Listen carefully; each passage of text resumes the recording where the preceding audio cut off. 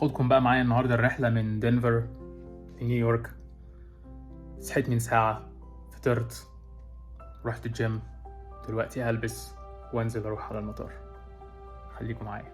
دايما بصحى قبل الرحلة ب3 ساعات، يبقى عندي وقت كفاية ان انا افطر وانزل الجيم اتمرن.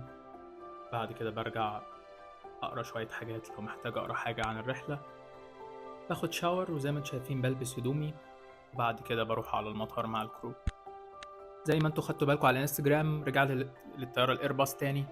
76400 كان بالنسبة لي متعبة جدا، كل الطيران دولي، رحلات طويلة جدا، ما كنتش بنام كويس على الطيارة، كنتش بنزل الجيم كتير، حسيت ان هبقى صحيا صعب عليا، فسبتها ورجعت تاني للايرباص. طبعا كان احسن قرار عملته.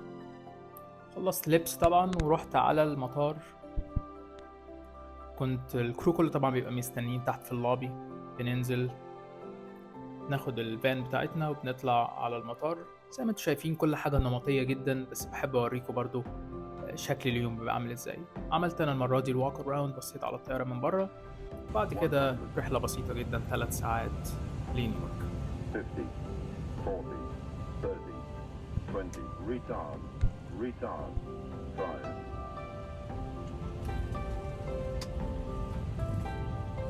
لسه راجع، هغير واخد شاور واريح بقى شوية، عندي اجازة 5 ايام، بعد كده عندي رحلة تانية.